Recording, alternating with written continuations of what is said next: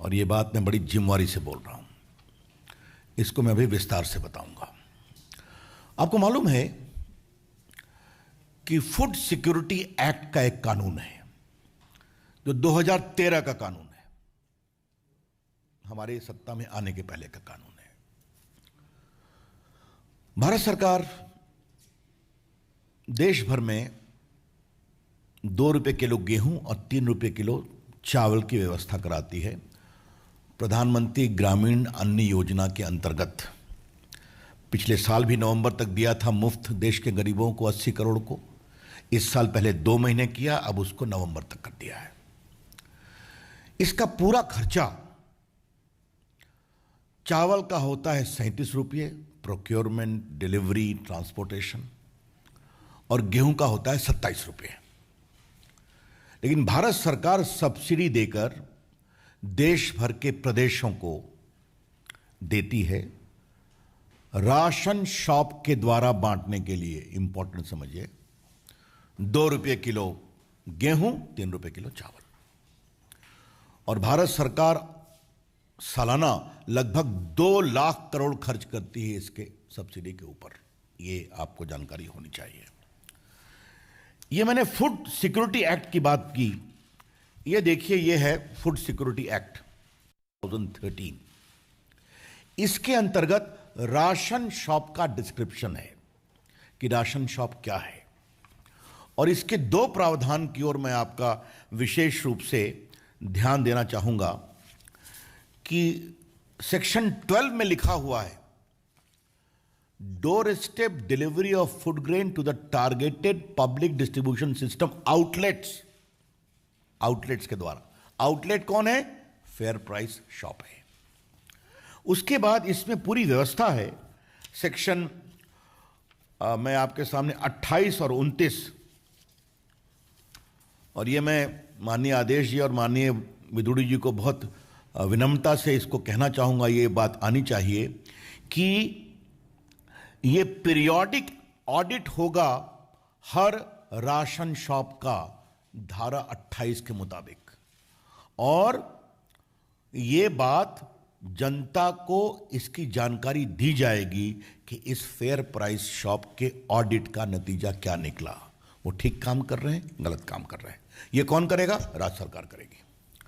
और धारा 29 में इस बात का प्रावधान है कि आप विजिलेंस कमिटी बनाएंगे राशन शॉप की मॉनिटरिंग के लिए। जो ये राशन शॉप ठीक काम कर रहे हैं, नहीं काम कर रहे हैं, ये इसकी चिंता करेंगे। तो ये कानूनी व्यवस्था है जो पूरे भारत में लागू है, जिस कानून का नाम है फूड सिक्योरिटी एक्ट। इसलिए मैं देश का कानून मंत्री आज इसका गजट ही लेकर के आया है, जो ये गजट घोषित किया गया था 10 सितंबर 2013 को, मतलब मोदी जी की सरकार के आने के पहले, ताकि किसी को टारगेट करने का आरोप हम पर न लगाया जाए। अब मैं आता हूं one nation one card, one nation one ration card. यह भारत सरकार के द्वारा बहुत महत्वपूर्ण योजना शुरू की गई कि बिहार, यूपी, उत्तराखंड, मध्य प्रदेश, राजस्थान के लोग देश में घूमते हैं मजदूरी में, अब तो दक्षिण भारत के भी घूमते हैं। तो अगर वो गांव पर राशन कार्ड में उसका नाम है तो दिल्ली में नहीं मिलेगा, तो मुंबई में नहीं मिलेगा। तो प्रधानमंत्री जी को यह चिंता जब बताई गई, उन्होंने कहा नहीं, इसका रास्ता निकालो। देश में वो मेरे आईटी विभाग ने उसकी चिंता की, वो सिस्टम को प्रोवाइड किया। एक देश एक ration card, one nation one ration card.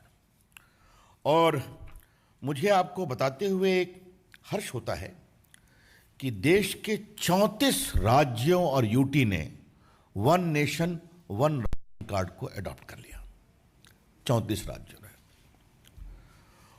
और अभी तक इस पर 28 करोड़ ट्रांजैक्शन हुए हैं। किसके? पोर्टेबल, जो रहते कहीं और हैं, काम करते कहीं और हैं। तो उनको कोई दिक्कत नहीं हुई कि अगर कोई व्यक्ति बिहार का या यूपी का या राजस्थान का, मध्य प्रदेश का दिल्ली में है, तो आधा परिवार ने अपने गांव में राशन लिया, आधा यहां लिया। यह मतलब होता है one nation one ration card का।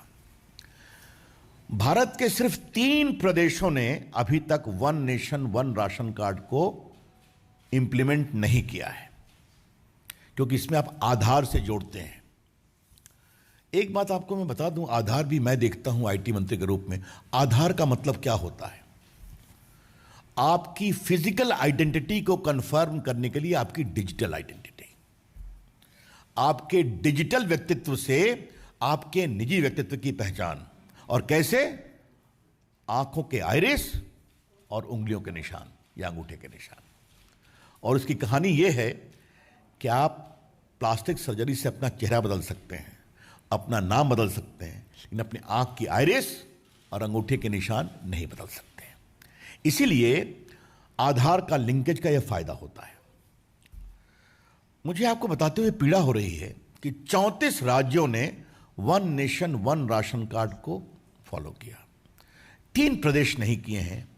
एक आसाम, क्योंकि वहां आधार लेट से शुरू हुआ था, जो उनकी स्थानीय समस्याएं थी नागरिकता को लेकर के इत्यादि। और बाकी 2 प्रदेश, एक का नाम है बंगाल और दूसरे का नाम है दिल्ली। मेरा पहला सवाल यह है श्रीमान अरविंद केजरीवाल से कि आपने one nation one ration card Delhi में क्यों नहीं लागू किया है? इसका जवाब दें। वो क्या परेशानी है आपको? क्या दिक्कत है आपको? बीजेपी की ओर से यह सवाल हम बहुत प्रमुखता से उठा रहे हैं कि अगर देश के 34 राज्य one nation one ration card को फॉलो करने को तैयार हैं, तो ममता जी की बात तो जो है वो होगी। इनको दिल्ली में समस्या क्या है?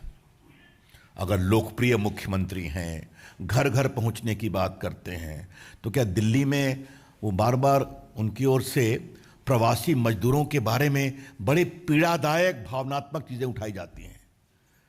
तो उनको खाना मिले, इसमें कोई दिक्कत क्या है? क्यों नहीं? ये हमारा पहला सवाल है। अब हम आते हैं दिल्ली सरकार के आचरण पर। आचरण की क्या स्थिति है?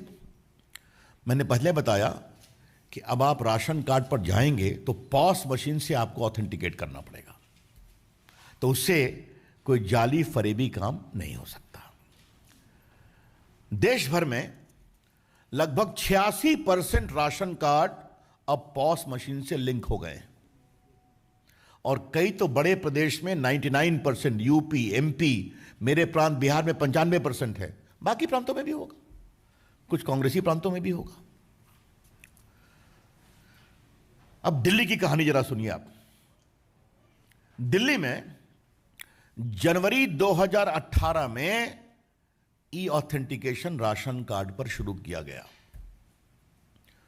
और आदेश जी और विदुरी जी 4 महीने में इसको रोक दिया गया, अप्रैल 2018 में। इस 4 महीने में क्या हुआ? 4 लाख फर्जी राशन कार्ड पकड़े गए दिल्ली में। मैं फिर कहना चाहता हूं, माननीय केजरीवाल जी, जनवरी 18 में आपने शुरू किया, अच्छा किया। 4 महीने में क्यों रोक दिया? क्या समस्या थी? समस्या यह थी कि 4 लाख फर्जी राशन कार्ड पकड़ लिए गए थे। तो राशन माफिया दिल्ली सरकार पर हावी हो गया, इसको रोको। आदेश जी, विदुड़ी जी, तर्क क्या दिया गया कि टेक्नोलॉजी काम नहीं करती है। तो आपने 4 महीने में 79% ऑथेंटिकेशन कैसे कर लिया भाई, जो 4 महीना हुआ? और अगर टेक्नोलॉजी की समस्या थी तो आईटी विभाग में मुझसे आग्रह करते, भारत सरकार को लिखते। दिल्ली तो भारत की राजधानी है ना। मेघालय में हो रहा है, कश्मीर में हो रहा है, नागालैंड में हो रहा है, अरुणाचल में हो रहा है, जो पहाड़ों में है, हिमाचल में हो रहा है, उत्तराखंड में हो रहा है। यहां क्या परेशानी है आपको? और अगर टेक्नोलॉजी पर हुआ तो 1 आध महीने में ठीक हो जाता, शुरू कर देते। अप्रैल 2018 से आज तक आपने ऑथेंटिकेशन पॉस मशीन का दिल्ली के राशन कार्ड की राशन दुकानों में शुरू क्यों नहीं किया? यह दायित्व किसका है? केजरीवाल जी की सरकार का है। तो यह मेरा दूसरा सवाल है। अब मैं आता हूं होम डिलीवरी। ये होम डिलीवरी देखने में बड़ा अच्छा लगता है, लेकिन थोड़ा इसके अंदर जाइए तो इसमें स्कैम के कितने गोते लगेंगे वही समझ में आ जाएगा। और इसको मैं थोड़ा विस्तार से बताना चाहता हूं। आप जब राशन कार्ड की दुकान पर लेते हैं तो वो मोहल्ले में है, घर के बगल में है, और उसका एक वैधानिक दायित्व इस कानून के अंतर्गत है। मतलब आपका विजिलेंस होगा, आपका इंस्पेक्शन होगा, आपका सोशल ऑडिट होगा, कितना माल आया, कितना गया, इसका आपको हिसाब देना पड़ेगा। नहीं देंगे तो आपके खिलाफ कार्रवाई होगी। हमारे स्टेटमेंट में आपको मिलेगा यहां क्या क्या हुआ है। लेकिन अगर आप उठा के घर जाएंगे तो कहां का माल कहां जा रहा है कुछ मालूम होगा क्या? कितना माल बीच से गायब हो रहा है ये कुछ मालूम होगा क्या? मैंने जानने की कोशिश की कि भारतवर्ष में और कहीं हो रहा है क्या? कहा नहीं हो रहा है।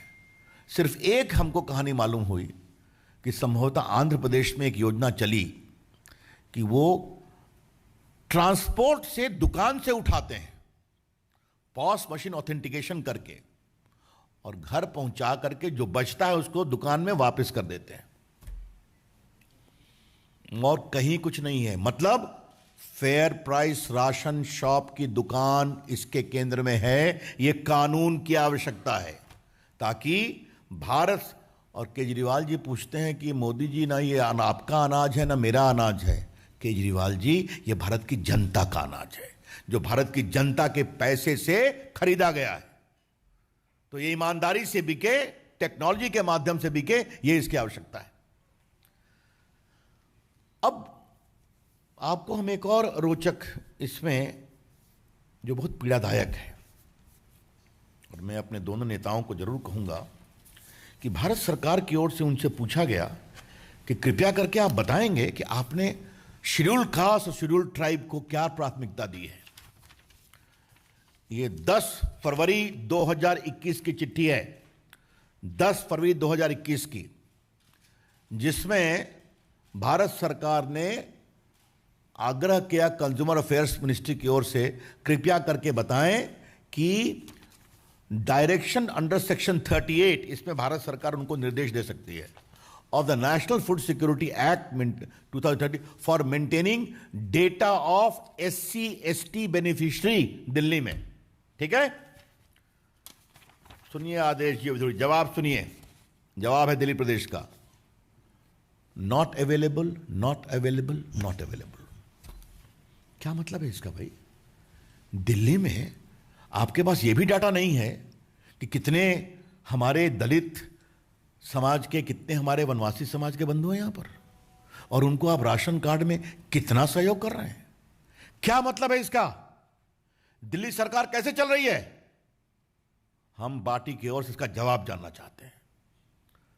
तो न तो आप टेक्नोलॉजी से ऑथेंटिकेशन कराएंगे, 4 लाख का जहां घपला पकड़ा गया तो फिर आप उसको रोक देंगे, भारत सरकार के निर्देश को नहीं मानेंगे, और आप ST/SC की भी चिंता नहीं करते हैं, प्रवासी मजदूरों की भी चिंता नहीं करते हैं, और दिल्ली के गरीबों की पात्रता की भी चिंता नहीं करते हैं।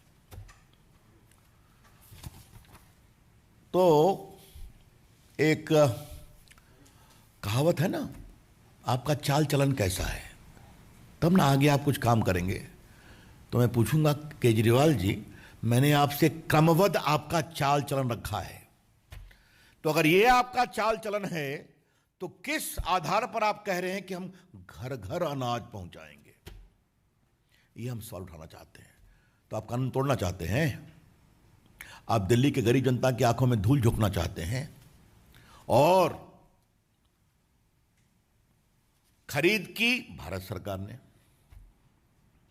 पैसा खर्चा किया भारत सरकार ने, कानून के मुताबिक राशन के माध्यम से उसको भेजना है। तो केजरीवाल जी, अगर आपको इतनी ही रुचि है तो आप अपना एक अलग स्कीम बनाकर आइए भारत सरकार के पास, हम सस्ते में अनाज आपको देने की कोशिश करेंगे। और ऐसी बात नहीं है, ये देखिए भारत सरकार की ओर से उनको 3 साल में इतनी चिट्ठियां लिखी गई हैं, ये सब मैं सिर्फ दिखा रहा हूं। आपका विस्तार से बता नहीं रहा हूं। तो अपना स्कीम आप दे दीजिए कि भाई हम प्रधानमंत्री ग्रामीण अन्न योजना के अंतर्गत जो अनाज आता है उसको हम नहीं छुएंगे।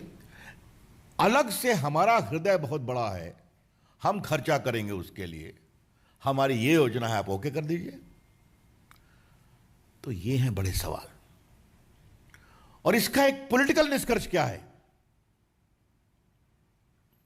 कोई भी विषय लो, भारत सरकार काम नहीं करने देती। और ये जो मैंने शुरू किया था, मोहल्ला क्लिनिक पर कितना विज्ञापन खर्चा हुआ। फिलहाल यहां रुकेंगे एक ब्रेक के लिए। देखते रहिए आज तक।